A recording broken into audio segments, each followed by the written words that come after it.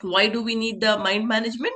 The mind management is needed because we saw the shlok from Bhagavad Gita. Krishna says, Udhared atmanatmanam natmanam avsadayet atmaiva hyatmano bandhur atmaiva ripuratmana. He says that we must, Udhared means deliver. We must deliver ourselves with the help of the mind. We should not degrade ourselves. So the mind is capable of upgrading us, of delivering us, and it is also capable of degrading us. It all depends upon how we as a soul uses our mind. It all depends upon how I'm going to use my mind. And it is upon Atmaiva Hatmana Bandhu. So the mind is also the friend. It is the friend of the conditioned soul and his enemy as well. Atme Ripu. Ripu is enemy. Ripu Atmana. So the mind is the friend also, and it is the enemy. It is all depends upon us. How are we going to use our mind? And then this is a very, very important shlok. These fourth and fifth shloks are very important in Bhagavad Gita, where the 6.6, this is shlok number 6 of Bhagavad Gita. So these shloks are also from an exam point of view very important, where it says bandhura atmanas tasya yenatmaivatmanah jita anatmanastu shatutve varte tatmaiva shatruvat. It says that one who has conquered the mind, one who has made bandhu, who has made the mind, the bandhu means it has conquered the mind. What has happened?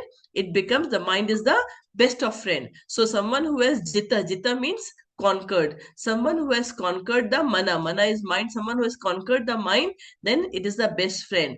But anast is one, someone who has not conquered, then it is an enemy. It is who has failed to do so. For them, it is the greatest enemy. So it is all upon us how, what we do with our mind, whether we conquer our mind or we let it be our enemy, right? So it's a very important shlok. And the question is, one who has conquered the mind is best of friend, and for one who has failed to do so, the mind will remain as the greatest enemy. So now we also see why we saw about that, it is like a what do you call it, it's just like a um, knife. A knife in our hand can be used in any way. We can use the knife to cut things in a proper way and cook, or we can also use the knife to do a wrong things also. So it is upon us how we use the knife. Similarly, if we talk about fire, a fire, when it is controlled, can be used to cook so many good things, can be used to make such metals. But if the fire is uncontrolled, it can cause lot of damage. So it is all upon us how we use our mind, whether we conquer it, make it the best of our friend, or we make it an enemy, right? And then the question is, so any question till now? So I have opened the chat, and in the chat you can write questions. We can also in between we can look at the questions asked and we can answer that. Fine. So now if we have conquered the mind and it is our friend, then what is the impact on that, right? What is the impact if we are able to conquer it? Then what will happen? This is what we are all are looking at in our life. It says jitatmanah prashantasya paramatma samahita shitoshna sukh dukkheshu tatha manapamanayo. This is again 6th chapter 7th shlok. This is again a very important stroke which says if we have conquered the mind, then what is the impact of it? So what is the impact of it? Jitatmana. Jit means conquer, one, which atmana is mind. So if I have conquered the mind, then prashantasya. Prashant means peace. It is not just peace. It is it is prashant. It is means the tranquility at a very, very high level. Someone who has conquered the mind will get the tranquility or peace at a very high level. And also Paramatma Samahita. Paramatma is the super soul who is staying in our heart. What is Paramatma? Paramatma is the absolute truth, the Supreme Lord when he is staying in our heart. He is called Paramatma. So it means when we have conquered the mind, it is as if we have reached the Paramatma. Samahita. We are with the God. And then what will happen in that state when you are with the God? What is the state of our mind? Shitoshna. Sheet means cold. Ushna means hot. Sukh and Dukh. happy and distress, and man and apman. Man is praise, and apman is or honor and dishonor. What will happen? It will all be the same. It means because all these are at a bodily level. If Sushmita feels cold, Sushmita feels hot. Sushmita feels happy, Sushmita feels sad. Sushmita becomes happy when she's honored, Sushmita becomes sad when she is dishonored. All these are at a bodily level. And when we have conquered, we know, we have understood that we are soul, and all these things are only at a bodily level, and it is only a sense perception, mata sense. So we should not bother about it, right? So we'll get, when once we are at that state of mind, then what will happen? We'll get prashantasya, we'll get extreme peace and happiness. So the Srila Prabhupada, Guru, he says, for one who has conquered the mind, the super soul is already reached, and he has achieved tranquility. To such a man, happiness and distress, heat and cold, honor and dishonor, all are same. Okay. So that is the impact of mind, someone who has been able to manage the mind. Okay. Then we go to the next. So what are the characteristics of mind? So this is in chapter number 6. Normally mind management and all related are mainly from chapter number 6. So chapter number 6, after this two the shlok that I just talked about, which is shlok number 7, Krishna explains about how exactly we need to do the mind management, and he explains about yoga, which we will be taking, which is a part of unit 3. So I'll be talking about that later. And in the end, when Arjun hears about all the all the direction which has been given by Krishna to Arjun as what he should do to do the yoga, and then in the 34th slok of 6th chapter, after listening everything of Krishna, Arjun says, chanchalam hi manah Krishna. What does he say? Chanchalam hi manah Krishna, pramathi balvadrinam, tasyaham nigraham manye vayuriv sudishkram. This is a very, very important slok again. It means, oh Krishna, Arjun, after listening everything on how we should do meditation, how we should do the yoga, he says, oh Krishna, I have heard you, but this mind is extremely chanchal. What is this mind? This is extremely restless, and it is pramathi balvadrinam. Balvadrinam means, pramathi means it is turbulent. It is very, very, it is fickle, is chanchal, and it is very uh, turbulent, and it is balavad. It is very, very strong, and it is very, very adamant. Drinam means it is very obstinate. It will not listen to anyone. If the mind has decided something, it will do. I think all of us would have experienced that. If it is, it's like that. So Krishna, Arjun says, tasyaham nigraham manye. Oh Arjun, oh Krishna, aham means I. Aham means I.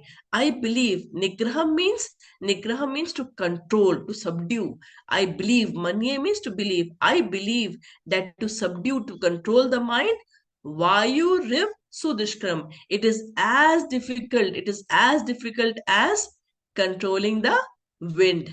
It is as difficult as controlling the wind. So what does Arjun say?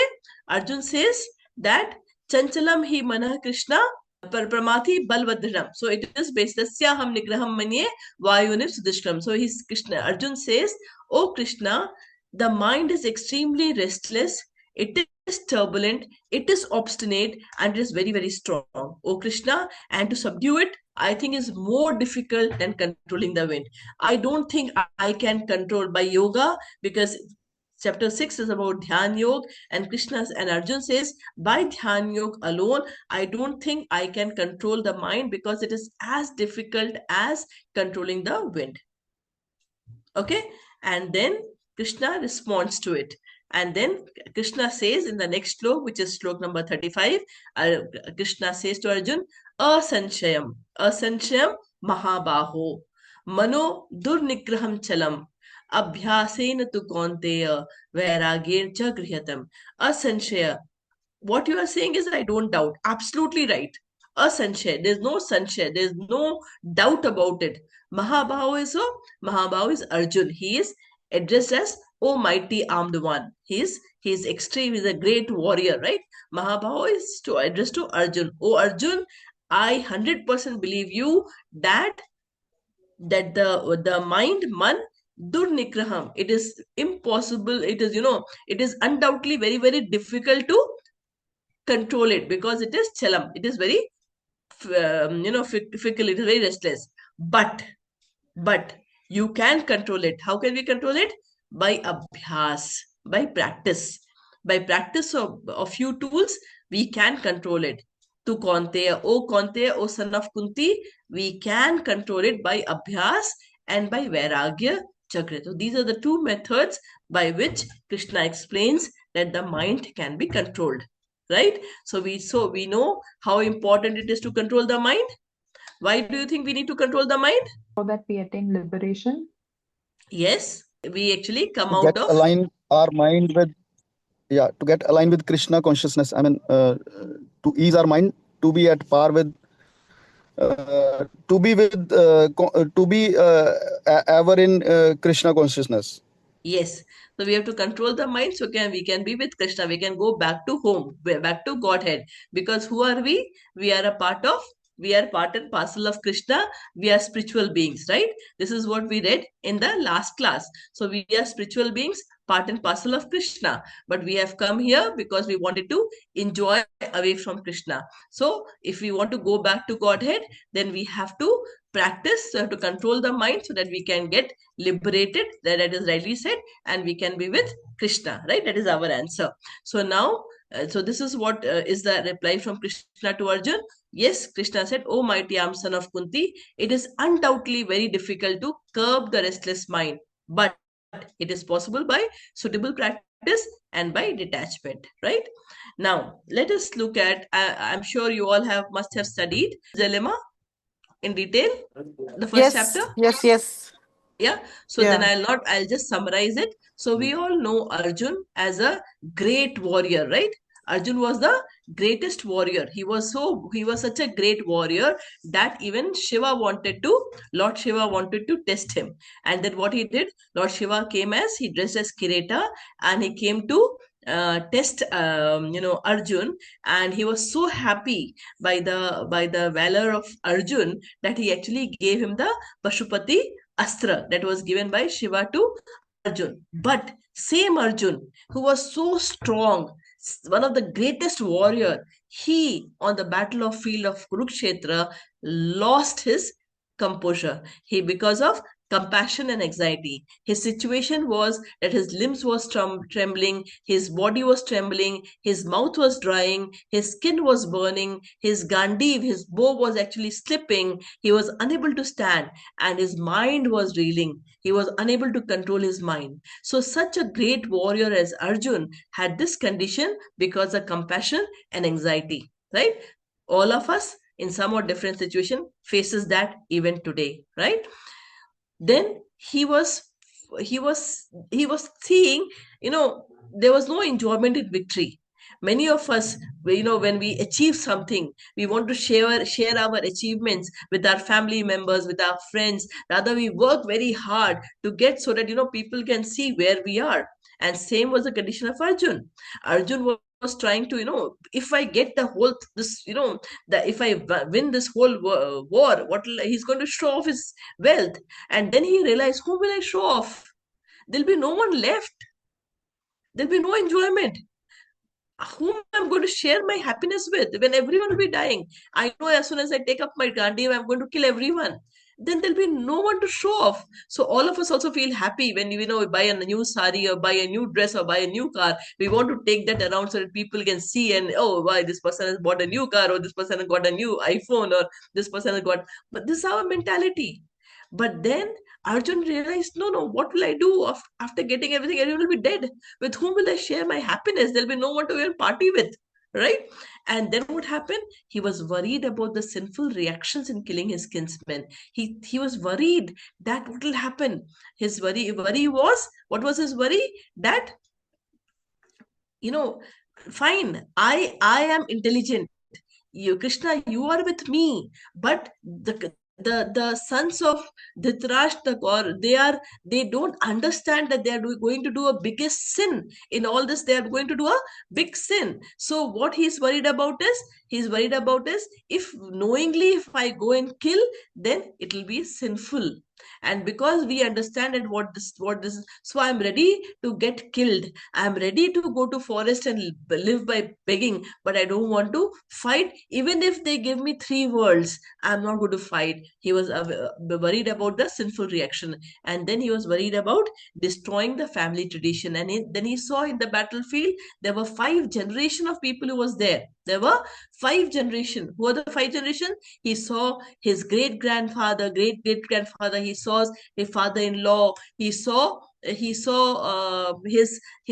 friends. He saw his son. He saw, so there were 5 generation of men in the battlefield. And he was wondering that what will happen if, if he was wondering, imagine if all of them get killed, all the men get killed, what will happen to the women who are left behind? Who will take care of them? And also, because it is the elders from whom we get the traditions. If all the men die, then the ancestors who are there, who will give them pindan? Everyone will fall down. So he was very very scared about destroying the family. So that was his condition. This was in the beginning, the first chapter of Bhagavad Gita. And in the last chapter of Bhagavad Gita, which is 18th chapter, what happened? He is telling, after listening to the Bhagavad Gita, in the last chapter, 73rd shlok, Arjun is saying to Nashto Moham Smritir Labdha Tat Prasadan Me Achyuta Sthito Asmi Gata Sandeha Karishya Vachanam Tava. It means, now after listening to Bhagavad Gita, so Bhagavad Gita has got 18 chapters, and this 18 chapters is divided into 3 parts. The first 6 part of the Bhagavad Gita is basically more focused on Karma Yoga and Dhyan Yoga. The last part, the last portion, which is from 13th chapter to 17th chapter of Bhagavad Gita, is actually on Gyan Yoga. And the middle chapter, which is from 7th to 12th chapter, is on Bhakti Yoga. Now, this chapter from 7 to 9 chapter is the most important chapter in Bhagavad Gita. It is compared, if we take it is like, if we take a jewel box, it is compared that the lower portion of the box can be compared to the first 6 chapters of Bhagavad Gita. The lid, the top lid, which is decked with jewel, is compared to the last 6 chapter of Bhagavad Gita. And the center 6, which is from 7 to 12, is compared to the jewels which is inside the box. That is the most important, which is Bhakti Yoga. That is how the Bhagavad Gita is. And the 18th chapter is supposed to be a summary. And in the 18th chapter, 73rd shlok, Arjun says to Krishna, Nashto Moha. Now all my illusion, all my moh is now finished. It is gone. It has been finished. Smritir Labdha. I have regained my consciousness, or my memories. I have regained I have got it back. Tvat prasada, by your mercy, O Achyut. Achyut is Krishna. O Achyut, by your mercy, I have got my illusion have been removed, and my memories, I have again regained my memory. Sthito asmi. Now I am standing firm. I am standing firm. Gata sandeha. All my doubts have been cleared. Karishye vachanam tava. And I will do whatever you have told me. Now, whatever vachanam, whatever lessons you have given me from 2nd chapter to 17th chapter, I have listened to it, and I will do accordingly. Because just before 73rd shlok, the 72 shlok, Krishna says to Arjun that I have now told you whatever I had to tell you. Now I leave it to you to decide what do you want to do. That is the 72nd shlok. And then Arjun replies saying, so why I have used this first chapter and the last chapter here to explain that, what was the situation of Arjun in the first chapter, and after listening to Bhagavad Gita, what is his situation in the end? He has understood. So Bhagavad Gita has the capability of answering any life problems that we face. If we understand Bhagavad Gita clearly, it will help us to address any life issue anyone can have. It is like that. So now his mind, which was reeling in the first one, is now totally managed, right? It is now totally managed in the End of Bhagavad Gita. So now let us hear how to strengthen focus and calm anxiety. This is what Arjun was, how to strengthen focus and calm anxiety, or how to manage our mind, right? How to manage our mind. So let us see, go ahead and see the solution of managing our mind. So again, this slok, 6th chapter, 35th slok, where Krishna says, by abhyas and by vairagya. These are the two methods by which we can manage our mind. So let us see the tools which Bhagavad Gita gives us by to practice, and vairagya. What does it say? By which we can manage our mind. So this is the tool that Bhagavad Gita gives us. So in practice, what we need to practice. So I have taken a few tools that we'll be discussing about. If we practice this, we can definitely manage our mind. And vairagya is nothing but detachment. And we'll be talking about Nishkam Karma Yoga and Bhakti Yoga. This will come under detachment. So this is what we will be doing for our managing our mind, right? So the tools, what are the tools? Tapa. Tapa is austerity. Sattva. Sattva is the mode of goodness. Vidya. Vidya is knowledge. Mantra is mantra chanting, and dhyan is meditation. So these are some of the tools which are available for us. If we practice these tools, then we will be able to control our mind. And second is this is abhyas, and then is detachment, which is Nishkam Karma Yoga and Bhakti Yoga. So let us now go to, so this is something which we have to always keep on referring to. So that's the reason you'll be seeing this particular slide again and again, which should remind us that who we are, what is the Atma, what is the mind. Mind is the rope, the charioteer is the buddhi, yeah, and senses are the horse. So let us now go to the first. So first is austerity. What is austerity? Any of you? Anyone? What? Fasting. Hmm? Fasting. Yes, Fasting. very good. Yes. What else? Refraining from something. Abstaining from something. Yes. Arun, yes. Yes, Arun, what is austerity? Aruna? Pure thoughts. Austerity is pure Pure thoughts. thoughts. Okay, what do you mean by pure? Austerity will result into pure thoughts. Okay, fine. Yes. Anshu? किसी चीज से अपने आप को बचा के रखना, मतलब हट से या प्रैक्टिस से। Good. Anyone else? Now let us go a bit deep. Materialism, Yes, please free speak. from materialism. Someone who is free from materialism is Austerity, yes, partly it is true, free from materialism, yes. So how it is a result of austerity that will be free from materialism. So let us see what austerity is. Normally when we think about someone is doing tap, yeah, if we use this word in Hindi, हम लोग तप कर रहे हैं, हमारे दिमाग में आता है कोई there's a sage, कोई एक साधु है, वो पहाड़ पे गया हुआ, हिमालय में गया हुआ है और वो तप कर रहा है. That is somehow we picturize someone doing a sage, जब तप किया कर रहे हैं, we say like that, right?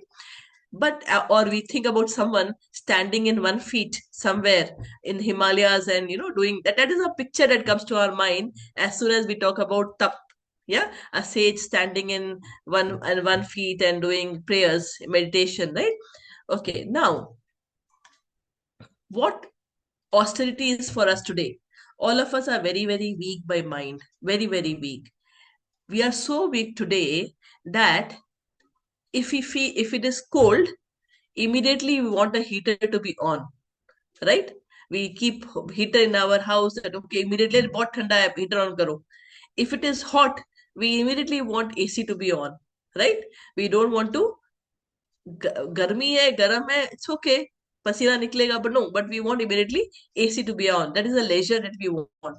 To the extent that today the world has become, अगर अभी भूख लगा है, I want chole bhature, Swiggy, and Swiggy, and next day, next moment, another 10 minutes, there's a competition between Swiggy and Zomato, and I don't know which all companies, how fast who can deliver, right? So as soon as I'm hungry, immediately I'll order and something will be in front of me. It's like a genie. You just tuck, you do, and it comes in. So all these things are actually making us extremely weak. It is making it so weak that we cannot control. It is so basically the most important thing for mind management is controlling our senses. But today, all of those things are, it's so much available that our senses are totally uncontrolled. I cannot remain hungry for a day. I want something, right? And that is why, and that actually is talking about how weak our mind has become. So charioteer, the senses keeps on running, the horses keeps on running here and there, and we keep on satisfying the. Then what will happen when they keep on running? We keep on satisfying the senses. What will happen? It will keep on, and the rope will actually, the chariot will keep on falling, right? Because the senses, the horses are running here and there, and that's what we do. Our senses are here running here and there. Tongue has become so big, immediately we want everything and we eat it. We cannot stop anything. So austerity for us today is, as rightly said by Himangi, fasting. How can we strengthen our mind? By abstaining. Someone else also mentioned about abstaining it from whatever my mind demands. Mind is just like a child who wants everything. Think about the child who goes to the mall, and in the mall he wants everything. And if we keep on giving him everything, what will happen? We spoil the child. Similarly, that's what our mind is. It wants everything. And if we keep on satisfying, we are actually making our mind weaker, and the passenger, the soul who is sitting in the chariot, will keep on falling. Right? So how we can actually strengthen our mind? By controlling our senses. Fasting is going to help us control our tongue, right? Our tongue is a very, very important thing. Tongue has to be controlled. So fasting we have to do at least once a week. If we can fast, we are starting telling no to my demands, to my tongue. Then observing silence for a day. It is our tongue through which with our watch, the speech that we do, right? It is one of the main cause because of which the relationships becomes bad. We sometimes speak, we keep on speaking, which is not necessary, but still we speak. And what happens? Those speak, we thinks we are doing very good thing by speaking, but actually we are reducing our life. We are reducing our, what do you call it? There is an example that in rainy season, it is the frog that comes out and starts croaking, thinking, loudly calling the she frog. And the more the frog croaks loudly, the snake comes and eat it. Similarly, the more we speak, it is basically the snake of our death. It is near to take us. So it is very good if we can practice to observe silence, and we can start saying, okay, I will keep silence for 2 hours in a day, not when I'm sleeping, but during my waking time. Yeah, if we can keep our silence for 2 hours a day, if we can commit to ourselves that we'll keep our silence for 2 hours a day, then it will be very good, right? So it's basically abstaining from sense gratification or mind's demand. Our mind is like an obstinate child, will keep on demanding, and what we need to do, we need to not give what it is demanding. We have to say no to mind's demand. The more we say no to mind's demand, the stronger we are making our mind. And then abstaining from using mobile or digital for a day, which is impossible for all of us. So we have to again try to do this. And then eating prasadam only. What is prasadam? Whatever we cook at home, offer it to Krishna, and then eat. If we can do that, that is again austerity. And waking up early in the morning. That is something very, very important for us to improve our spiritual quotient. So if we can do all these things, then practice this thing, they will be a part of austerity for us, right? Then we go to, there's a shlok in 18th chapter, 5th shlok, where Krishna says, Yagya dan tapah karma, na tyajyam karameva tat, yagyo danam tapaschaiva pavanani manishanam. Krishna says, Yagya. Yagya is the sacrifice. Sacrifice dan, that is charity. Tap is basically austerity. Karma. These work. What we have to do? These work na tyajyam karyamevata. Tyajyam means to leave. We should never leave it. We should never leave that. Why you should not never leave it? Because why you should never leave it? Yagyo danam tapascheva. By yagya, by dan and by tap, what happens? Pavanani. It makes us pure. It makes us pure. And it not only makes us pure, Manishanam, even the great sages who are very, very, they have advanced in spiritual life.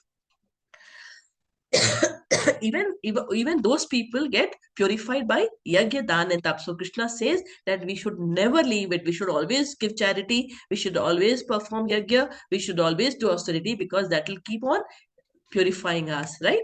Acts of sacrifice, charity and penance are not to be given up. These when performed,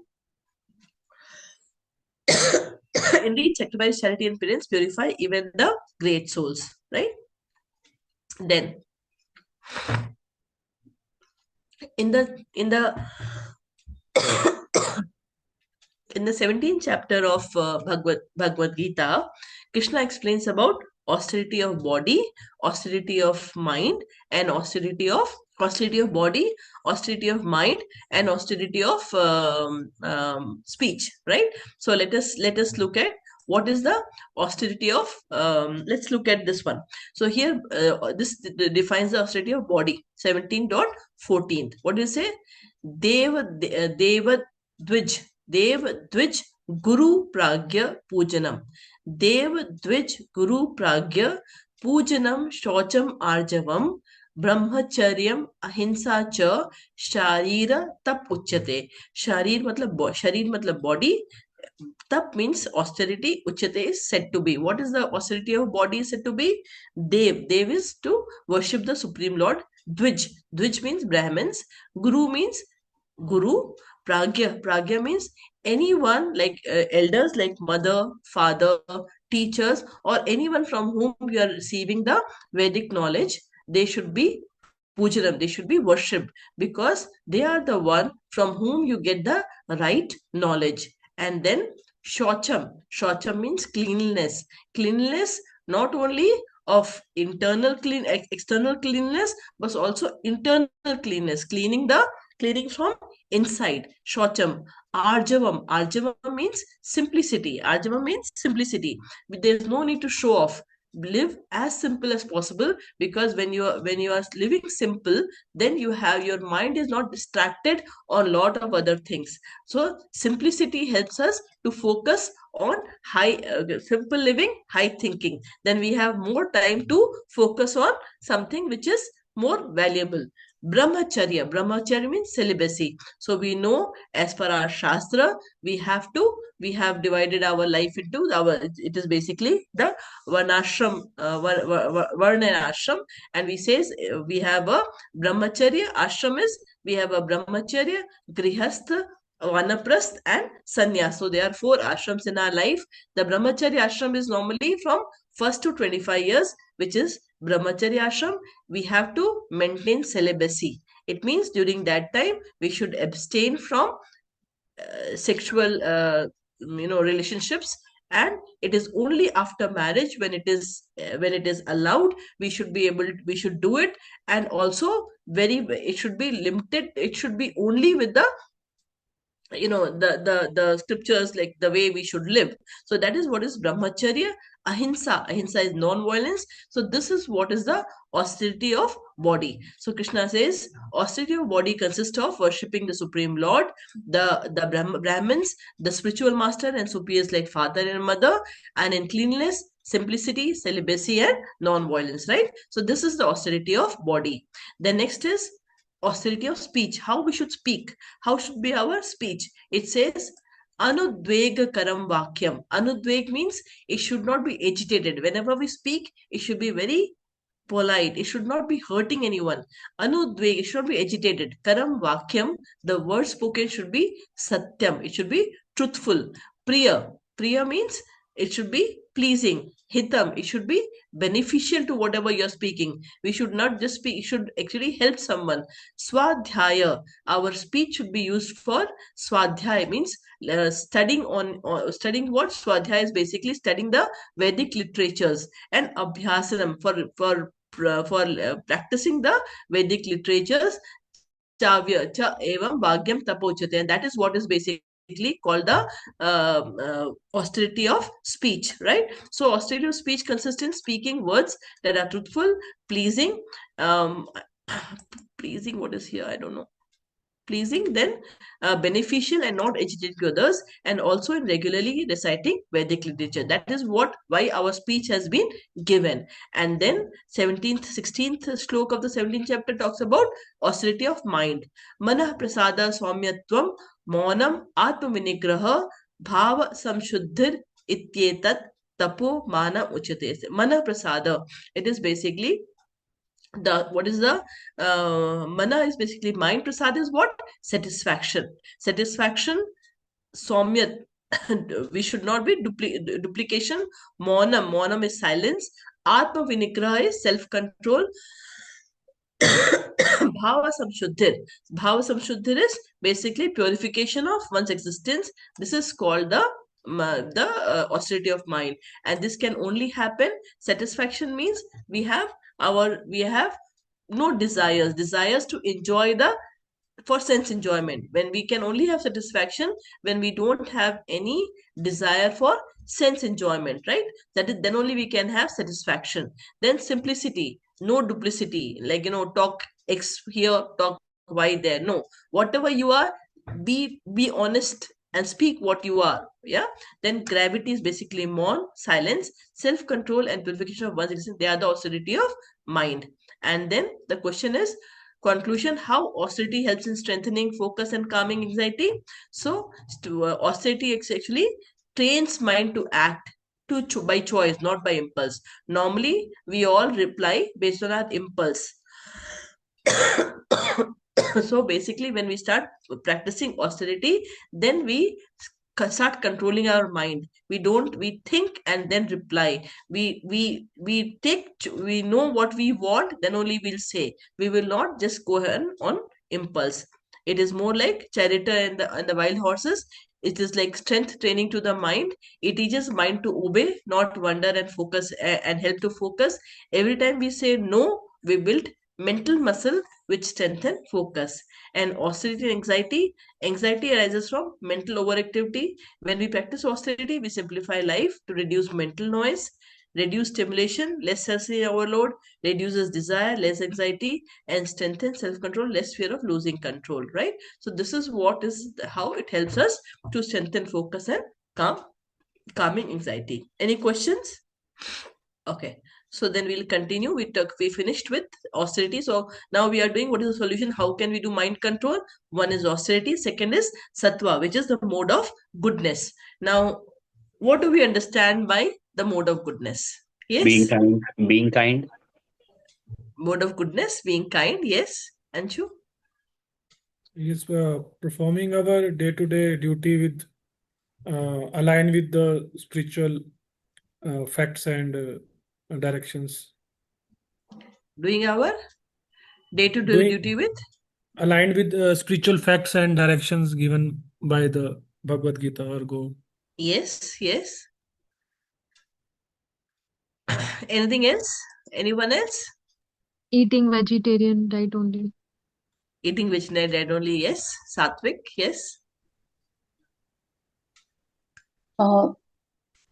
Actions with truth, true actions, nothing false or fake. Right. Two actions. Yes.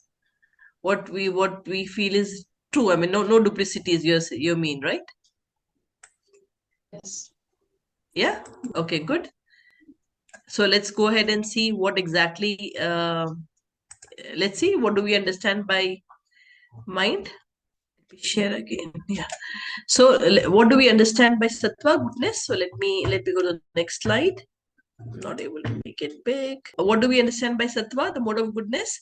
So I talked about when we as a soul, when we enter into the when now so we talked about that this material world in which we are is basically the the world in which we are is the material world, and as soon as the soul touches the material world, what happens? It gets conditioned, it gets surrounded by the three modes. And what are the three modes? It is the mode of goodness, passion, and ignorance. These are the three modes that we get conditioned with. And so this is a shlok in 17th chapter. It says, material nature consists of three modes: goodness, passion, and ignorance. When the eternal living entity comes in contact with nature, O mighty Avanarjun, he becomes conditioned by this mode. Now, anything in this material world that we are in can be is of three types.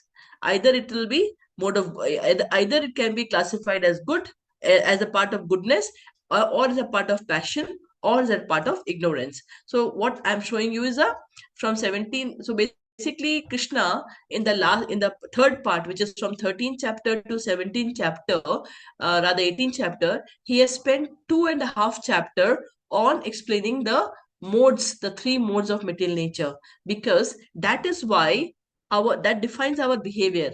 Why do I behave the way I behave? Why do I react the way I react? Is very much because of the influence of these three modes on us. Yeah. And each of us have a percentage of goodness, have a percentage of passion, and have a percentage of ignorance. Some may have a higher percentage of goodness, less percentage of passion, and very little percent of ignorance. Some may have little goodness, more passion, less ignorance. So all of us have a combination of each of us are a combination of these three modes that is in the material world. And and if we have to go to spiritual world, then we'll have to transcend these three modes, that is sattva, rajas, and tamas. We have to transcend means to go beyond these three modes. So only when we are able to win over these three modes, then we actually transcend, and then we go to the spiritual world, right? But in this world, when we have to try our best to be in the mode of sattva. And if we are in the mode of sattva, then we'll see what will happen. So anything in this material world can be divided into sattva, rajas, and tamas, to the extent even the object that we worship. So many people worship devatas, so that is supposed to be in the mode of goodness. Many in the those who are in the mode of rajas, they will worship powerful personalities, and those who are in the mode of goodness worships ghosts and spirits. Similarly, the food that we eat, the people in the mode of goodness will eat fresh food, vegetables, and grain. In rajas, spicy food. In tamas, meat, liquor. Similarly, sacrifice and yajna, the sacrifices that we perform, yajna that we do, the person in sattva will have no expectation of result, and will be doing it as a matter of duty as per the scriptures, going to temple, praying there. So all this will be common for the person who is in the mode of goodness. In the mode of rajas, it will be more to show off that I am doing this yagya or this ceremony to show. It is more to for a show off perspective, for the sake of pride. See, either I have so much money that I'm doing it, or I'm capable of doing it. So that is the inner consciousness by which they work. Similarly, and those who are in tamas, what will they do? They will not follow any scripture, they will not offer prasadam, they will not do anything. So that is what we will see in tamas. Even austerity that we do, when someone who is in the mode of goodness will do austerity, not for the result, but for the sake of supreme. So they will work, but not with expecting any result, but expecting to improve in the spiritual, to move forward in the spiritual path. But in rajas, it is performed to gain respect, honor, and pride. And in tamas, performed out of foolishness, by self-torture, and to destroy and harm others. So many people do austerity so that other people can be harmed. That is what will be the mode of tamas. Charity, the dan that we give, it is without expectation of result. at a proper place, and so we give the dan to a proper place at a proper person. But when we are doing it just to, we give, now someone will give dan, okay, like, as if I'm forced to give something. And then even if I give dan, I'll be telling 100 times, oh, I gave so much money, my so much money got wasted. So all these behaviors are basically in the mode of passion. And tamas, what happens? Then we are giving it in an impure place, impure time, improper place, improper time, to an unworthy person without proper attention and respect. That is in tamas. So place, if it is a forest and village, that is basically the goodness. City is mainly rajas, and tamas is bar and such places. Similarly, time, early morning is in the mode of goodness. Rajas is day and tamas is night. So some people get up early in the morning, some people stay late in the night. So again, early morning is basically the mode of goodness. Day, anyway, a lot of activities are happening, so that will be a day, that time of passion. Night, early sleepers is good. Staying late night is not good. It is basically in the mode of tamas. So Krishna has explained almost 2.5 chapters. He explained, but here even the knowledge that we get, even our shastras are divided into goodness, sattva, rajas, and tamas. The work that we do, if it is regulated, we do done with detachment, without like and dislike, with no desire for productive results, then it is in the mode of sattva. Done with great effort, done seeking to gratify one's desire, that is in rajas. Tamas is destructive, harmful to self and others without considering consequences, right? So everything that we have can be divided into sattva, rajas, and tamas, right?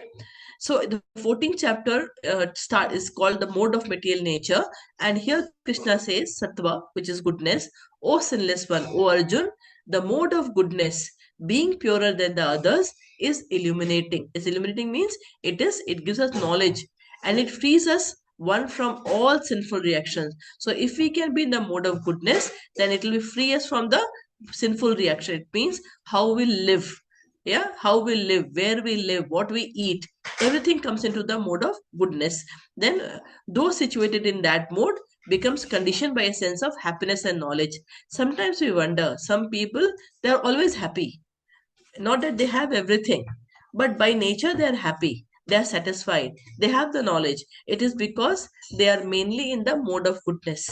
Yeah, they are mainly in the, it means the percentage of goodness is higher in them. Some people, whatever you do, they'll always be cribbing. They may have everything, but still they'll be always cribbing, always getting angry. They are basically either in the mode of passion, or they have more of ignorance in them, right? So what we need to do is, we need to understand this mode and try to bring us align more with the mode of goodness, right? So the mode of goodness is characterized by clarity, calmness, balance, purity, and wisdom. Sattva doesn't make life perfect, but it makes mind clear, peaceful, and capable of right action. Clarity is foundation of focus, and peace is antidote to anxiety, right? Now, Krishna says in 17th chapter, slok number 8, he says, Ayu Sattva Bala Arogya Sukha Priti Vivardhana Rasya Snigdha Sthira Hridaya Ahara Satvika Priya. He says ahar is the food. Such, the people who are in the mode of goodness, what do they like to eat? What is priya to them? And he says ayu, the ahar that they take, which is rasya, full of juicy, snigdha, it is fatty, sthira, it is wholesome, hridaya, it is pleasing to the heart. And this food, what will do? It will ayu, it will actually increase the duration of life. Sattva, it will actually purify. Bala, it will give us strength. Arogya, it will give us good health. It will give us sukha and priti, happiness and satisfaction. So Krishna says foods dear to those in the mode of goodness increases the duration of life, purifies one's existence, and gives strength, health, happiness, and satisfaction. Such foods are juicy, fatty, wholesome, and pleasing to the heart, right?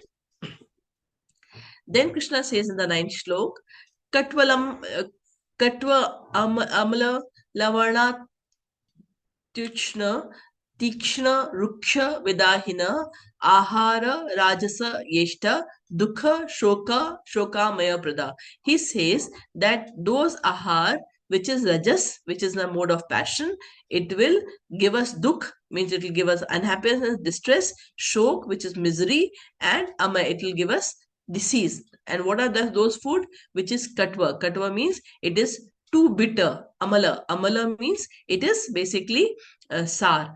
Lavana. Lavana means it is salty, too salty. Ushna. Ushna means extremely hot. Tikshna. Tikshna means it is pungent. Ruksha, it means dry.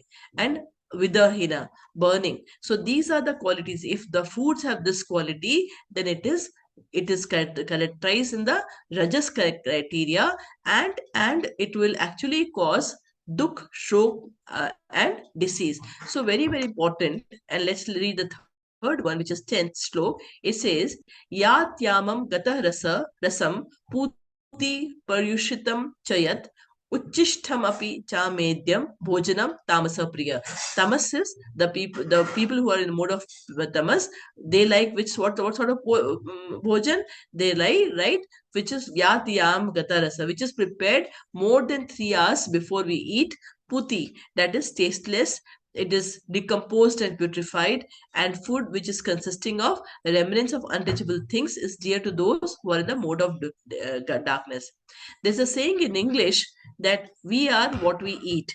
So it is very even Krishna says in Bhagavad Gita that our ahar, the food that we eat, actually defines us. So it is very, very important. Very, very much focus has been given on the food that we eat, because if our food is pure, if our food is it will sattvic, then it will actually enable us to understand it. It will actually help our tissues to grow in such a way that it will help us to be moved to the mode of goodness, which will enable us to understand our scriptures better, and we find ourselves to move in our journey of spiritual journey easier.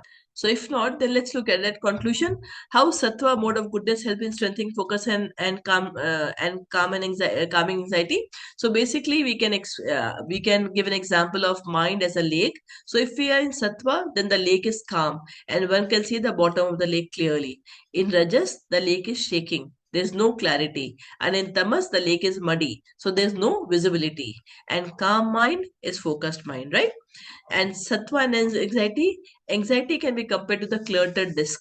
It can be like due to overthinking, over-attachment, uncertainty. But if we allow a sattvic lifestyle, it will give us peace, satisfaction. So second thing that we need to try, the tool that we need to try, is that we should try to be in the mode of goodness. We should try to align our life into the mode of goodness. Get up early in the morning, go for a exercise, do yoga, do meditation, do chanting. So all these things will actually help us to to basically be more happy, right? The food that we eat. The third part now is we move to the third part, which is vidya. Vidya is knowledge. In the third chapter of Bhagavata, Krishna says, Indrayani paranyahur Indriyebhya param manah manastu para buddhirdhyo buddhe parastatusta. So this is an example that we have been again talking from a chariot perspective. Krishna says, Indriyani pranaharu. So he said the working senses, the senses are superior to the dull matter. Dull matter is the overall body. The first gross matter that we talked about, that is basically the body. Senses are superior to body. Mind is higher than the senses. Mind is higher than the senses. Intelligence is still higher than the mind, and intelligence is higher than the mind, and the soul is even higher than the intelligence. So this is the chariot. So basically the chariot is made up of, this is wood, this is basically the dead matter. Senses are higher than the wood, the mind is higher than the senses, the intelligence is higher than the mind, and the soul is higher than the intelligence, right? And also we have read in the chariot model, control the senses through the mind. So make your mind strong so that we can control the senses. You should not allow the sense to go here and there. So we have to strengthen our mind and train the mind through the buddhi. If our charioteer is strong and is holding the rope very, very strongly, what will happen? It will not let the horse run here and there, right? So we have to strengthen our buddhi, intelligence. Our intelligence has to be very, very strong so that it is holding the rope, the mind rope very, very strongly, and guide the buddhi to spiritual knowledge. It means, how can we strengthen our buddhi? Our buddhi we can strengthen by spiritual knowledge. That is the way we can actually improve our, strengthen our buddhi. So if we read our shastras, our Puran, by that spiritual knowledge, by chanting, by meditation, by all these things, we can increase our intelligence. And when we do that, and if our intelligence is very strong, then what will happen? The soul can reach its true destination of inner peace and liberation. The soul will be able to reach the final destination of liberation, right? Yeah. So this is what the shlok 3.42 talks about. Matter is, senses is higher than matter, mind is higher than senses, intelligence is higher than mind, and soul is there. So this is the knowledge, and when we have this knowledge and we spend time in strengthening our buddhi by the spiritual knowledge, then what will happen? We can have a very good control and help the soul to get liberation. Yeah. So the question is, how Vidya, spiritual knowledge, helps in strengthening focus and calm anxiety?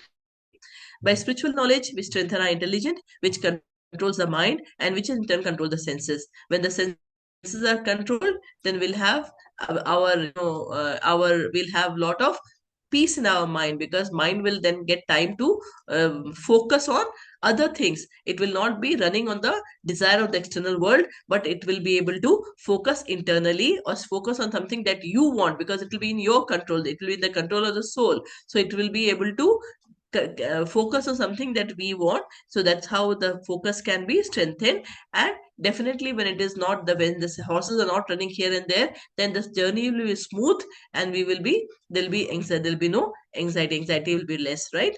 Now question to all of you is, who played the role, what was the role played by Krishna for Arjun in the battlefield of Kurukshetra? Buddhi. Huh? Buddhi. Buddhi. Right. So he was the one who was actually the charioteer, right? He was the one who was the charioteer, right? So what we need to do is, we have to strengthen our buddhi, right? Now let us, so we are here. Then what we do is, so this finishes Vidya, and then we go to mantra chanting. There is the next one.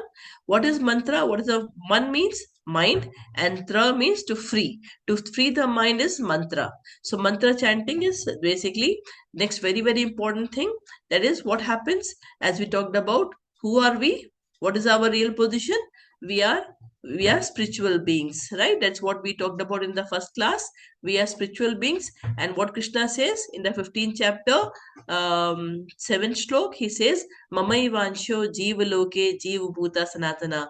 What are we? We are part and parcel of Krishna. When we are part and parcel of Krishna, why are we here? Because we wanted to run away from Krishna, not to be with him and enjoy and be master of our sense. That's why he created this material world for us, and we all are here, right? But then when we are here away from Krishna, we cannot be happy. We will be in misery. So when we are in misery, how can we become free from misery? One of the thing is to chant the holy name of Krishna. When we chant the holy name of Krishna, the the relation between the what do you call, the string between us and Krishna will start becoming stronger, and the more strong it is, the more peace we will feel. So chanting is the way by which we can purify our mind, because when the more our mind is pure, the more we will enjoy to chant, and the more we enjoy to chant, the more the relation will keep on getting strengthened, and the more the relation is getting strengthened, what will happen? The more peace we will feel, the more peace and happiness we will feel. So chanting basically purifies our mind. When we chant the Hare Krishna Maha Mantra, Hare Krishna Krishna Krishna Hare Hare, Hare Rama Rama Rama Hare Hare, or when we chant the shlok the shlok from Bhagavad Gita or our scriptures, the vibrations that is produced by them, they are transcendental. The meaning of transcendental is it is beyond the material world. It goes to the spiritual world. And when we keep on chanting, that is why we should read the shlok of Bhagavad Gita loudly, because what happens, the shlok, whether we understand on the meaning doesn't matter, whether we understand the meaning or not doesn't matter. The shlok has been spoken by Krishna himself. So when we speak loudly those shlok, the vibrations, the sound vibrations that is created by those shloks are transcendental. And not only we, but in my home, when we are speaking, the area around us actually becomes, it gets a vibration, it gets purified. And when we are staying in the purify, it is more of, you are actually moving to the transcendental. It is beyond the three modes, beyond rajas, tamas, and sattvam. So basically, it is beyond the three modes of material nature into the spiritual world. The vibrations connect us to the spiritual world, which is beyond the material world. So it is very, very important. So when we chant the Hare Krishna Maha Mantra, or when we chant any mantra, actually the vibrations and that's why we should chant the mantra loudly. When we chant loudly, it is not only that it impacts us, but the vibrations, the environment around us starts getting purified. And if we are sitting together, a lot of people, and chant, then the vibrations has a capability to purify a lot of things. So this song will connect us to the spiritual, which is beyond gross, and it will help us to become peaceful and permanently happiness. Slowly, don't expect it in a day or two. It takes years. But what will happen, our material desires will become less important. It will become, we will, it will really not matter. The material desires, will find ourselves less interested in material things, because we will actually getting the transcendental pleasure. The transcendental pleasure will help take us move more towards Krishna, and will strengthen and purifies mind, right? So this is about mantra chanting that we must practice. The a very good way of living is get up early in the morning. When I say early in the morning, the Brahma Muhurat time, which is 48 minutes, the 2 hours, 1.5 hours before sunrise, that is the Brahma Muhurat time. That is the time when the environment is extremely divine, and that is the time, if we can get up and chant our mantra, it is the most effective way of chanting.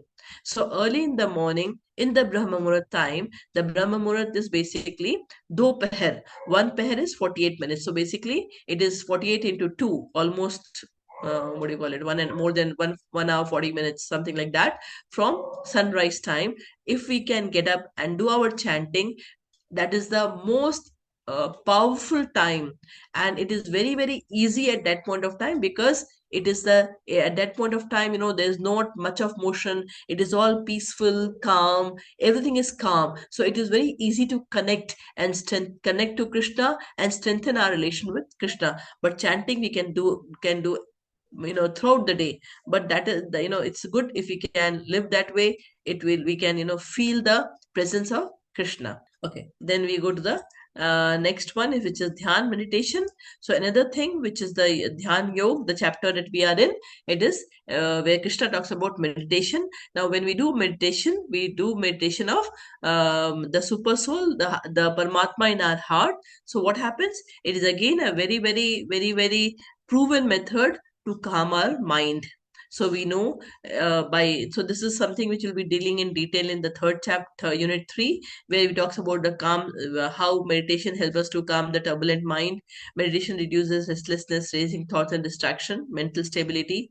It reduces stress and anxiety, and it is, it has been proven by scientific methods that, it actually, yeah, so it reduces, it helps us in self-realization and meaning and equanimity in life. So this is something which will be going in detail in unit 3. This is only about meditation in that unit, so we'll go into detail. So this is what, if we can do meditation, mantra chanting, live a life of austerity, pure towards goodness, knowledge, reading our scriptures. If we can do this, then what will happen, we are actually progressing well in the spiritual life, right? And we can transcend the three modes of material nature which actually bind us to this material world. Okay, so this is what was the first thing that Krishna talked about, that by abhyas we can control the mind. In abhyas, these are the tools that can be used to control the mind. And second thing is detachment. Detachment, where it is vairagya. Vairagya is detachment, and that is about, so two things that we'll talk about detachment, which is Nishkam Karma Yoga and Bhakti Yoga, that we will talk about. So let us look at what is Nishkam Karma Yoga. Anyone? Doing things without expecting much in return. Absolutely right, Anshu. Very nice. Anyone else? Not always behind the fruit, just do whatever our duties are. Very good. Very nice. Anything else? So let us go. So let's understand the meaning of the word yoga and also detachment. So what is the meaning of yoga?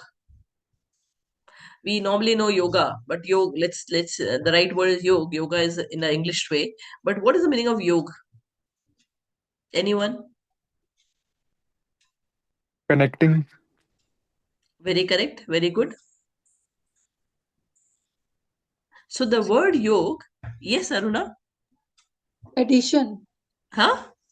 Addition. Addition. Adding. Huh?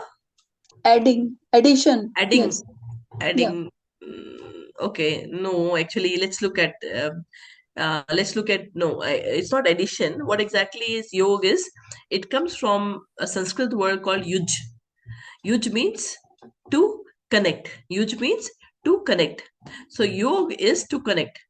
To connect to whom? To connect to Lord. To connect to Lord. So yoga is basically to connect. Yeah.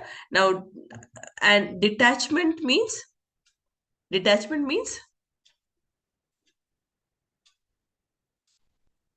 Disconnect. hmm? Detachment is disconnection. I mean, you don't Disconnection. connect Yeah. it. Yeah. Yeah, disconnection to the material pleasure, to the Material. senses, right? To the material world. So what happens is, whenever we are, when we try to disconnect our senses from the material world, right, then we can, if we just keep on disconnecting, we need to, it is very, very difficult to keep on disconnecting but not connect to anyone, because we are actually spiritual beings. We are connected, our original location is connected to Krishna, but we are, what has happened, we have actually got connected to the material world for material pleasure. So we are disconnecting ourselves from the material world and trying to connect it back to the right position, which is connect back to Krishna. That is detachment. So when we say yoga, it means we are connecting it back to Krishna. Now, Nishkam Karma Yoga, Nishkam means without, as you rightly said, without any expectation. It is basically we are doing that work. So now let us look at this. So Krishna has explained in Bhagavad Gita that in the 8th chapter, 15th shlok, he has explained this material world as Dukhalayam Ashashvatam. So this material world is Dukh Alay. Alay means, what is Pustakalay? Pustakala is basically The place. library, right? So this world is basically Dukh Alay. It's Alay of Dukh. It is if we are in this material world, we'll definitely be unhappy. So it is Dukh Alay, and it is Ashashvatam. It means it is temporary. That is what this world characterizes, right? It is a temporary world full of miseries. But and just like we have read the Newton's law, every action has a reaction. Similarly, what happens in this world, whatever action we do, it has a reaction. Huh? And that is whatever action we do is basically karma, right? So whatever karma we'll do, we'll actually get a equal and opposite reaction. So karma causes bondage. Karma causes bondage. Krishna has mentioned this in the third 3.92.3, that lokoyam karma bandhana. So whatever karma we do, it causes bondage. So I wanted to explain to you about how does the law of karma works. So what happens in the 16th chapter, Krishna has explained about the good karma, and 4th chapter he has talked about the bad karma. So what happens is, whatever karma we do, suppose whenever we are we have to understand karma with respect to bank balance. Just like we have a bank and we put our money there and the money keeps on growing if we are only putting it there. So now think about a bank balance of good karma and bad karma, right? So karma can be good, it could be bad, or it could be inaction, which is a karma, right? Good karma is the karma. When we use the word only karma, that represents good karma. So good karma like giving charity, feeding poor, honesty, austerity, performing yajna, building hospitals, dharmshala, they all comes under good karma. Now when we do all this good karma, what is happening? Our karma bank balance of good karma keeps on increasing. Bad karma, lying, cheating, stealing, not doing our duty as per our dharma, greed, lust, envy, killing innocent being, gambling, anger, intoxication, harming others. All these things are bad karma, and or maybe etc. etc. A lot of things are there. So when we do our bad karma, we call it that we are doing sins, and the bank balance of sins get increased. Right now, it is not that if I do a good karma, that will cancel my bad karma. When we do a good karma, it will go to the good karma bank balance. When we do a bad karma, it will come to the bad karma bank balance, and we'll have to suffer because of the bad karma that we have done, and we'll have to enjoy for whatever good karma we have done. So any karma that we do, it will have a bank balance. It will go to a bank balance of good karma or bad karma, and that will happen. That is why we are stuck in the cycle of birth and death, because unless this bank balance becomes zero, we will be stuck in the bank balance in the cycle of birth and death, right? So the question is, does it mean I should not do any work? No. If we have to do a karma, we have to do a karma. A karma means that karma which does not have any effect, which is inaction. Does it mean that I don't have to do any work? Now, not doing any work is itself a sin, because we have been given birth and we have roles and responsibility that we need to fulfill. If we don't do our roles and responsibility properly, then again it is a sin, and it will all go into this one. So what is a karma? What is inaction? Inaction is basically whatever we do, we offer it to Krishna, so that and accept everything as his prasad. So it means whatever work we are doing, the effect and the output of that is going to Krishna, and when we take it from him, then we don't get any effect of karma. It becomes his prasad. Okay, that is what is called akarma. So we have to increase our akarma bank account, and that is what will take us to spiritual world. And we have to zero this one and zero this one. So this is how, actually, this is at a very high level how law of karma works. Since leads repeated birth and death, our present happiness are due to the pious activity we have done. Sufferings are due to the sins. And in Garud Puran, it explains about the prarabdha karma. Whatever suffering we are going on in this life, right now we are going through in this life, it is because of our prarabdha karma, the sins that we would have done in some previous life or even in this life. And this has been explained by the seeds that we sow. Now, if we do a bad deed, it is like we are sowing a seed of sowing a seed, and that is a bad sin we have done. Now it all depends upon how bad that work was. If that now to give a real example, we can think about when we sow a seed of a flower, it actually fructifies faster. It may fructify in the same season. But if I sow a seed of mango, it will take maybe 5-10 years before it becomes, the tree becomes big and it gives the fruit, right? Similarly, when we do the sin, some sin actually results immediately, and that is what, we bear it and suffer in same life itself. Some sins actually take time. It may come in few lifetimes later. And what happens in our life, when we are actually suffering because of our karma, we actually think it is because of others, and that is something which is very, very wrong. Always remember, if we are suffering, it is because of some karma that we would have done in some lifetime that we don't know, right? So that is something which is the law of karma. And it is, I don't think we have much time, so I'll try to hurry up. And Krishna explains Akarmano happy bodhavyam cha vikarmana, akarmanascha bodhavyam gehna karmano gati. It says the intricacies of action are very hard to understand. Therefore, one should know properly what action is, what forbidden action is, and what inaction is. So, inaction is akarma. Akarma means whatever we do, offer it to Krishna and then take it. Even if I buy a jewelry, I offer it to Krishna and then it becomes prasad. And I take his prasad and do whatever I want to do with it. Right? Forbidden action is sin and action is karma, right? Pious activity. So Krishna explains Nishkam Karma Yoga as a solution to detachment. He says, do your work dutifully. I think we have already read about that in the first class. Dutifully work with attachment to results, which is slok number 2.47. And then he says, renounce attachment to success and failure, which is 2.48. So let us look at this. So we know Karmaniya Vadikaraste Ma Phaleshu Kadachana Ma Karma Phal Heturbhu Mate Sangostava Karmani. Krishna says, you have the right to perform your prescribed duty. You have to rather do your prescribed duty. Not doing your prescribed duty is called, Krishna has explained that in the third chapter, that you are a pretender. He says, then you are actually not a spiritual person. You have to do your prescribed duty. You have to, each of us play a lot of roles and responsibility in our life. All the roles we have to play to the best of our ability, to the right way it has been defined in our Shastra. If we don't do it, we are actually incurring sins. But you are not entitled to the fruits of action. We should not look at the fruits of action for that, because the fruit, because we are not, never consider yourself the cause of the result. The results are not only because of me, it is because of so many things. The result can be, suppose I've got a nice job, or I've got a nice promotion.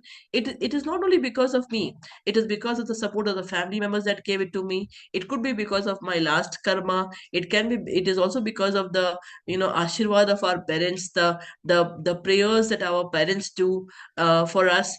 All those are the cause of the results. It is also because of the team members who would have worked very hard, because of which we have achieved a lot of targets. So never consider yourself to the cause of results. Sometimes we work very, very hard, but we don't get the right results. It is because, it could be because of some karma, something which would have done to that person, or something because of which we are getting it back to us. So you have to accept without actually we have to don't expect anything from the results. So no stress. And your activities are never to be attached for not doing so. And this should not, because I can't enjoy my result, so I will not do the activity. Then again we are doing sin. So Nishkam Karma Yoga is dutifully work with attachment to, but without, and whatever results that you get, offer it to Krishna.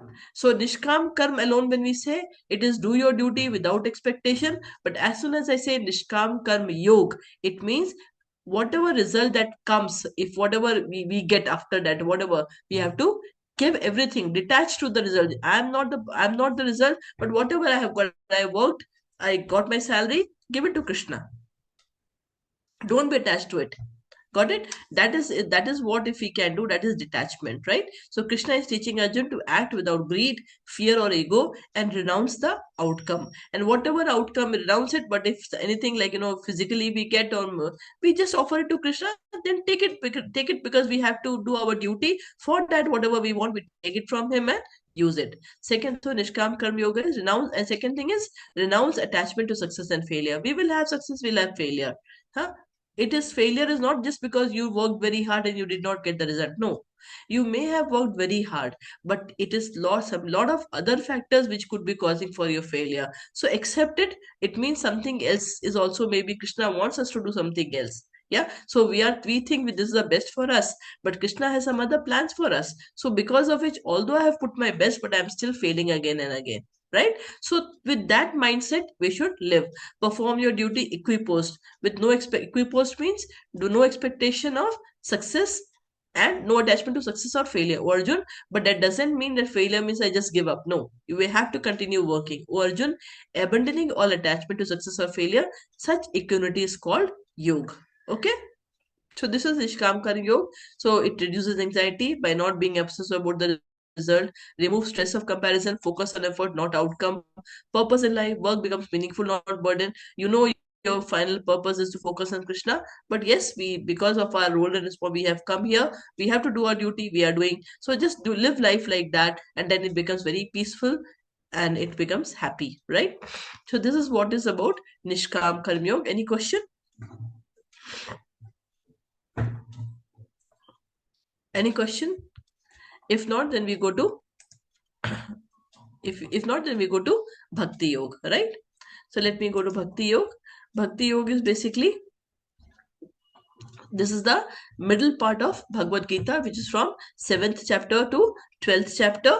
We will take it in very short now. Detachment in Bhakti Yoga. Bhakti Yoga is basically cultivating love, loving, selfless service to Krishna. We know Mamai Vansho Jeeva Loke Jeev Bhuta Sanatana. So we are part and parcel of Krishna. So it is a very easy and natural path. Very, very, I mean, it is very, when once we start doing bhakti, it becomes like, we are actually going back to our actual nature, whatever is our nature, right? So it is an easy, natural path. Bhakti Yoga doesn't require leaving the world. It is practiced through remembrance, chanting, and loving service. It is accessible to everyone, anyone. There's no, anyone can, irrespective of which country, which person, anyone can actually be inclusive and can go and do bhakti. And liberation through love. Here we talk about loving Krishna, and then by devotion alone can I, and Krishna says in the 18th chapter that by devotion alone can I be understood. If you want to know me, that the only way to know me is by devotion. By devotion alone can I be understood as I am, standing before you and seen directly. Thus, by such devotion, he enters into the kingdom of God. This is the shlok in the 18th chapter, right? So we can get liberation by loving Krishna. That is Bhakti Yoga, actually. So Krishna says this is called the summary of Bhagavad Gita. This shlok is called summary of Bhagavad Gita. It says, it is the 18th chapter, 66th shlok. It says, Krishna says, सर्व धर्मान परित्यज्य माम एकम शरणम रज aham tvam sarva papebhyo mokshishyami ma shucha. Krishna says sarva dharman. Sarv means all. Dharma is not religion. It is all your duty. All your duty. Parityaja, leave it. Mam ekam sharanam raja. Mam is to me. Ekam is to me alone. Sharanam, surrender to me only. Aham tvam, I to you. Sarva papebhyo, to all your sins, whatever sins has happened, from that mokshishami, I will ensure that you get moksha from all your sins. Mashrucha, do not fear. So this is what Krishna promises in Bhagavad Gita. He says, abandon all varieties of religion and just surrender unto me. I shall deliver you from all sinful reaction. Do not fear. So what Arjun had done in the second chapter, 7th shlok, Arjun had done was, after all those things, Arjun said, "Oh Krishna, I am not able to understand anything, and now what I want to do is I'm surrendering unto you. Please be my guide, please be my guru, and help me. So abandon all varieties of religion, just surrender unto me. I shall deliver you from all sinful reactions." So we can try to do a karma, but when we surrender to Krishna and come under bhakti, what will happen? Krishna promises us that he will deliver us. All he will actually not look at the sinful reactions that we have done from millions and millions of years that we have been doing, but what he'll do, he will help us to cross this material world, and he'll says he will go to him. This is the summary of Bhagavad Gita 18.66, and this he explains as how can, so what when he say uh, surrender, what exactly the surrender means and what are the steps how that we can do. So this is a shlok in Bhagavad Gita, which this is the only shlok in Bhagavad Gita which comes twice. One is the 9th shlok, the last shlok in the 9th chapter, and also this is 1866. So 1865 is the is the shlok. It says, Man mana bhav mad bhakto madhyaji mam namaskuru mame vaishasi yuktetvam atmanam matparayanam. So this line, these two words are different in the 65th shlok. Otherwise, the first line is same and this word is same. It says man mana. He says, how can you surrender to me, and how can you be? What are the four steps? He says man mana. Man mana is the highest form of bhakti. What is the highest form of bhakti?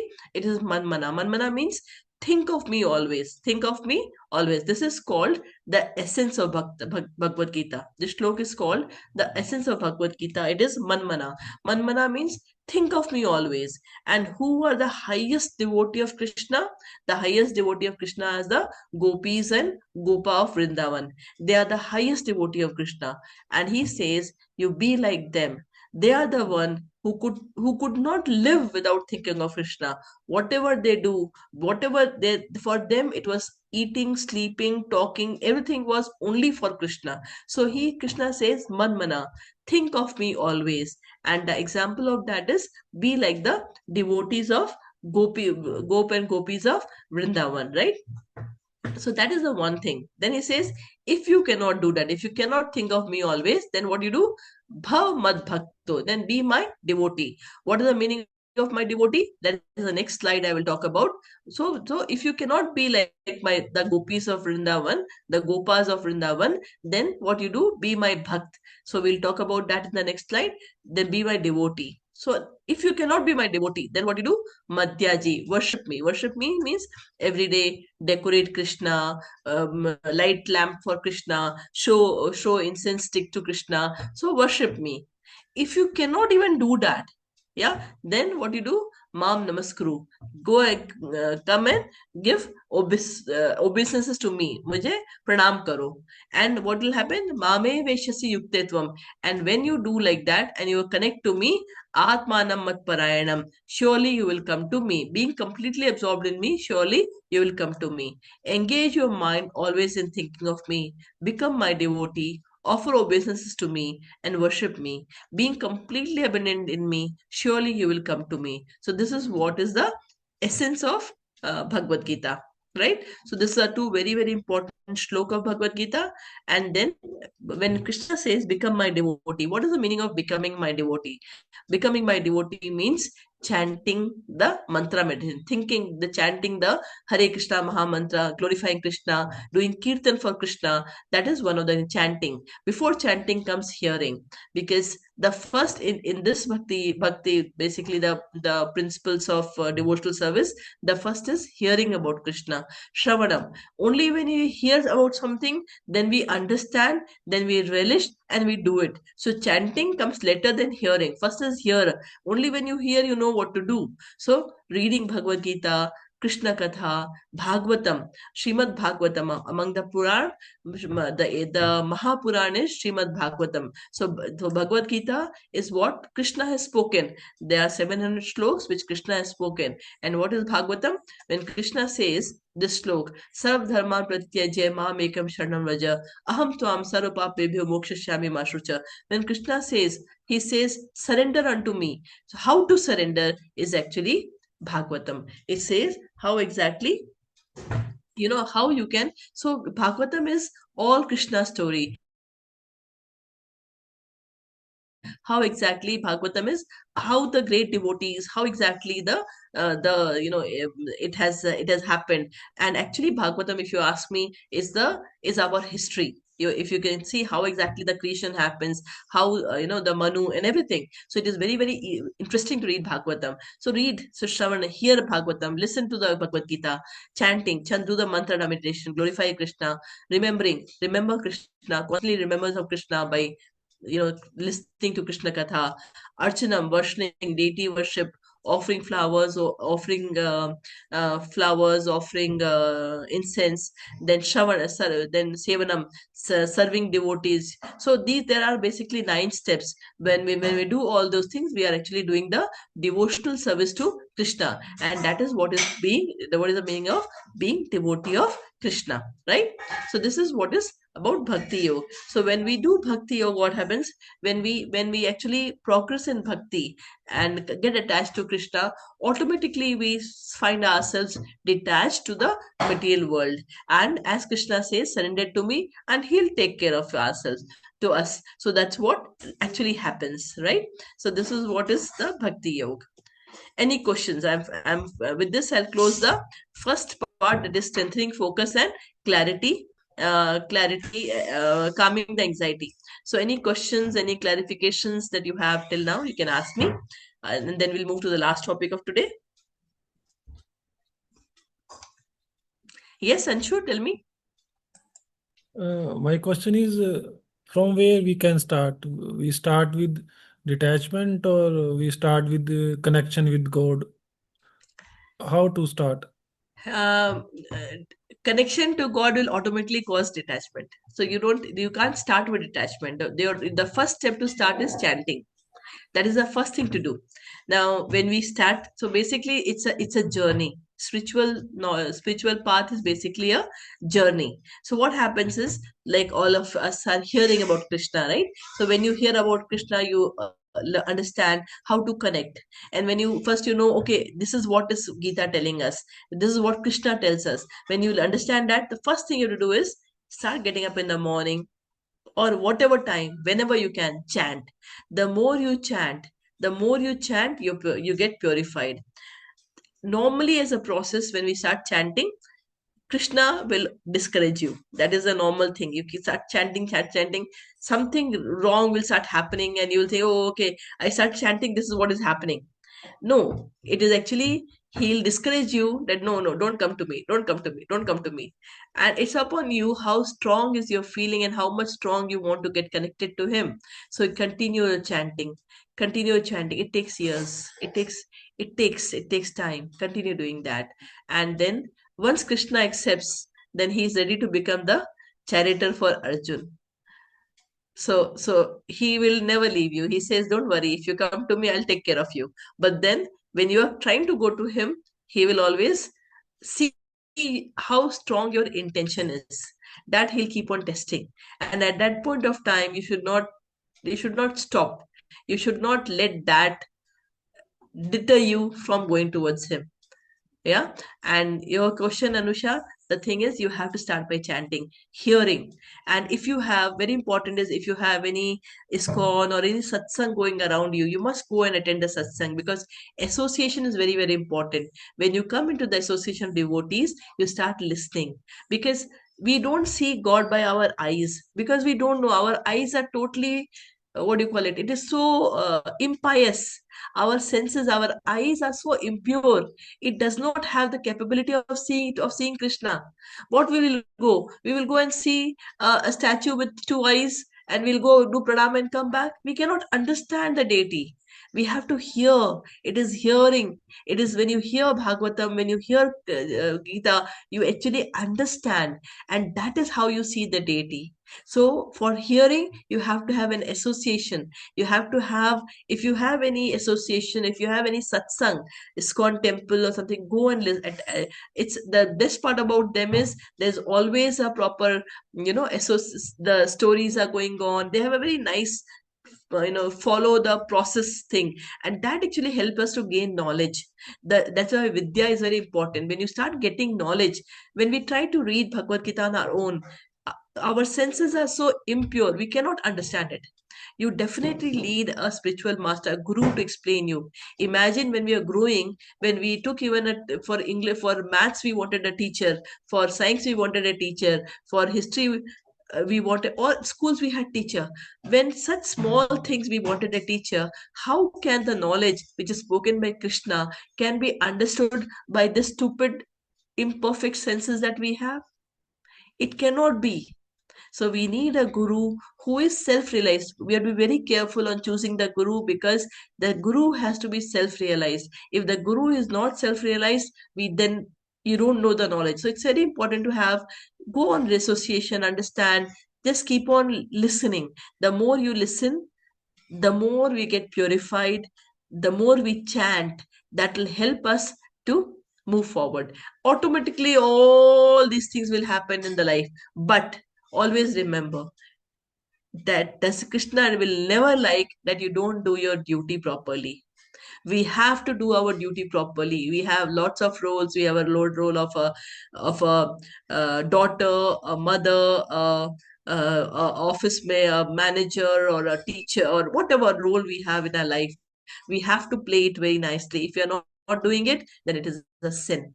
So we have to do our duty very responsible, but with detachment. That, yeah, this is a duty. I'm doing it as my duty. That's it. Not more than that. Yeah. Whatever results come, doesn't matter, because your focus is, we are part and parcel of Krishna, we have to go there. That is my focus. But yes, I'm doing my duty because I have come to this material world, and now I have a realization what is my real position, where I need to be, right? So if we can live our life like that, then definitely Krishna will hold our hand and take us forward, right? So with this is why when we do it, it'll help us to strengthen our focus. We will, we'll not be anxious because we know what it is, right? We have 10, 12 minutes more. I'll try to finish this chapter. So we'll go to the next part. Let me go to the next part, which is dealing with mind in developing clarity in thought and action. It is mainly what is this? The unit one, mind management, talks about the second part. How do we deal with mind in developing clarity in thought and action? So why we lose clarity in thoughts and actions? Because because each of us have got dualities in us. We have got calm and growth. We have desires and we have anger. We have rag and dvesh. We have attachment and we have aversions. We have moh. We have confusion. We have illusion. Loss of discrimination between what is right and what is wrong.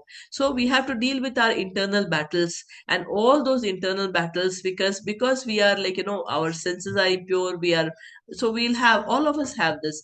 We are attached. We want this, we don't want this. We have desires. When we don't get our thing what we want, then we get angry. So all those things actually lose the clarity for us. What do we need to do? This is what we need to do. Abhyas that we talked about today. This is the solution. We have to start fasting.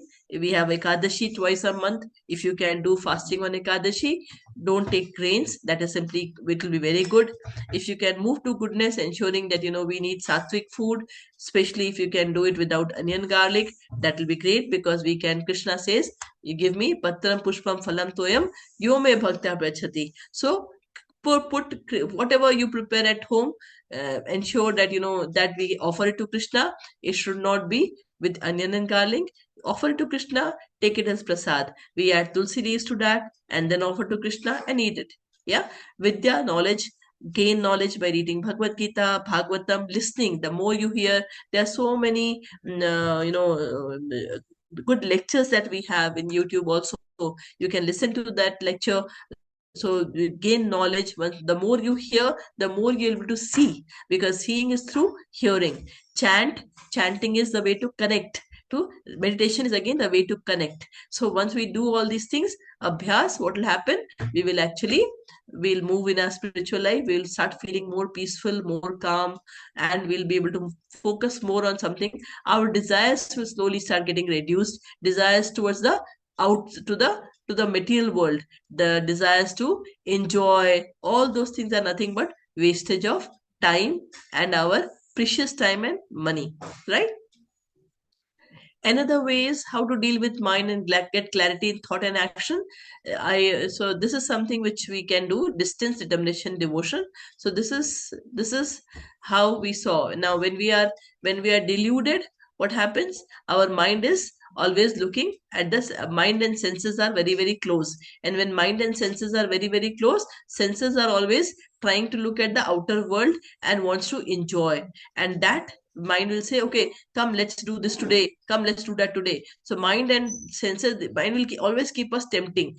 And when mind will keep us tempting, if we are not focused, if we are impulsive, then the soul will also be deluded. So what we have to do, when we start practicing austerity, when we start practicing, what will happen? We have to start understanding that mind is different. It is trying to take us in the wrong direction. What we have to do, our direction is towards Krishna. It is not towards the material world, the desires, and what the beautiful picture the mind is showing. This is nothing. It is just a cinema, which is not the right place. This, because that is going to create a bondage for us. It is going to make it'll make the chariot fall. It'll make the chariot fall. It will not let the soul go to the right position. So that we as a soul, by the knowledge that we have, we should understand that. And then what we should slowly do, we should come here. We should start distancing our mind from us. When the mind, when you want to stop something, and what we have to do, we start distancing our mind. No, no, no, no, don't tell me this is wrong. I don't want to do this. I want to focus to Krishna. Understood? So start distancing the mind from the soul. So when the mind tells you, no, come, this is a beautiful thing, this is here, let us go and enjoy there, say no, this is not the time.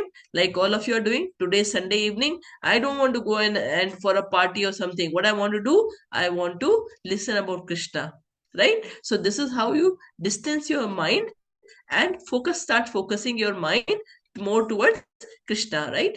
So separating me and emotion, start understanding when the emotions comes, anger, start don't be impulsive. Anger comes and you're immediately angry. No, it means you are again captured by the mind. It means you have still not been able to say that I am soul and my emotions are different, but you are actually, they are still, oh, it is fully covering you. Yeah, so try to separate it out. When anger comes, you should know that no, I'm now getting feeling angry. What we should do, we should start chanting the Hare Krishna Maha Mantra inside, so that the anger, we are able to control the anger. So distance the anger. When the anger is rising in the mind, we should know that okay, now I'm getting angry. So when you start realizing that your emotions, that okay, now I'm angered, that itself is a good improvement. It means when you start understanding the emotion, recognizing the emotion, then you are in a position to say control it. But even when you're not able to recognize the emotion, then you cannot control it. So as soon as your emotion which you don't want is coming,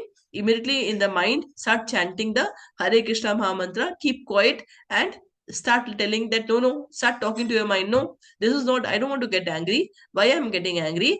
This is not my, I'm not this, I don't want to get angry. What I want to do is, I want to go to Krishna, so let me chant Krishna's name. Slowly you'll be able to control all your angers and all the emotions which will help you to fall down. Then if you are able to control that, automatically what will happen, you will be able to. So for all these things, again, answers is only here. Here we have to do this, we have to do bhakti yoga, we have to do nishkam karma yoga, do your duty. Once we can make this our way of life, it will be very easy for us to manage our mind, be happy, peaceful, whatever we are looking for. So first is distance, determination. After distance, determine, tell mind, no, I don't want to listen to you. No, don't tell me this. And then, so be determined, and then continue with your devotion. So by this we can actually get the clarity in thought and action. Yeah, so with this I will I'll complete the topic that we talked about, that this, just a minute. Yeah, so this completes the topic, strengthening focus, calming anxiety, and delivering clarity in thoughts and actions. Any questions? Yes, Miral, tell me. We can chant in the morning. It's go. I tried. I'm doing it, but for my child, we can chant before the sleep. It's good because they are not have a time to in the morning because of school and others. So before sleep, it's good for them, right? Anytime, especially before the sleep, if you are doing, is very good, because sleeping time is a time of, it is also because of Krishna. For Krishna we sleep, so that next day morning we get up, we get up, we are fresh, and we can do it. So yes, very good. If you can make them chant in the night before sleeping, it is very Okay. good. Also in the evening, when you're lighting the lamp, make it a habit along with the family, light the lamp and chant together.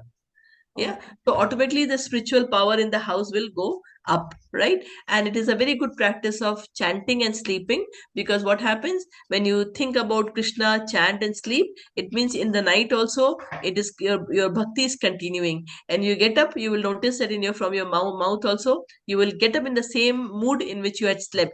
So basically your night was also in the transcendental mode. So in the morning also, you'll think about Krishna, you'll remember that, and then start your duty, whatever duty we are there Okay. for. Yeah, so And please, also, very good. Talk, make in the night also they can, in the evening also they can, it's absolutely fine.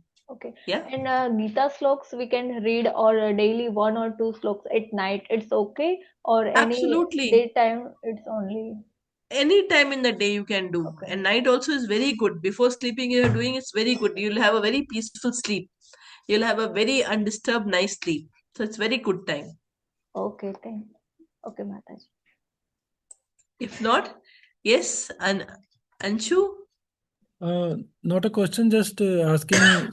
I observed that Sometime somebody having the background music continuously, mantras are running. That is also good practice, or we have to do by own. See, listening, hearing, you're working and something music is coming, which is it's very nice. Finally, how much it's going to inside your, from ear it will come to your heart. So that is really good if you can do that.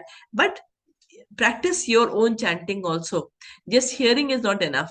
You have to start chanting to build that relation. So when you're chanting, you should be able to hear your own voice. That is important. Yeah. So listening is very good, but please also start chanting. Okay. So good. I don't see any more questions. So I thank all of you for your valuable time and being here to listen to this class. Thanks a lot. And I'm already there in my number is there. In case you have any other question, you can personally send me the message and I'll reply to all of you. Okay. Hare Krishna. Have a very wonderful week ahead. Hare Hare Krishna. Krishna. Hare Hare Krishna. Hare Let Krishna. us chant Hare Krishna Mahamantra and then finish our class. Hare Krishna, Hare Krishna, Krishna, Krishna Krishna, Krishna, Krishna, Hare Hare Hare, Hare, Hare Hare. Hare Hare Rama, Rama, Hare Hare Hare Rama, Rama, Rama, Hare Rama Rama, Rama, Rama Hare Rama, Hare, Hare Hare. Hare Krishna, Hare Hare Krishna, Hare Hare Krishna, Krishna, Krishna, Krishna Hare Krishna Krishna, Krishna, Krishna, Hare Hare, Hare Hare, Hare Hare Hare Rama, Rama, Hare Hare Rama, Hare Rama, Rama, Rama Hare Rama, Hare. Rama, Hare Hare Hare. Hare, Hare Krishna, Hare Hare Hare Krishna, Krishna, Krishna, Hare Krishna Hare Krishna, Krishna, Krishna, Krishna Krishna Hare Krishna, Hare Hare, Krishna, Hare, Hare Hare, Hare Hare Hare Rama, Rama, Rama, Hare Hare Hare Rama, Rama, Rama, Rama Hare Rama Rama, Rama, Rama, Hare Hare Hare, Hare. Hare Hare Krishna. Thank you. Hare Krishna. Hare Krishna, and thank Hare you. Krishna. Thank you.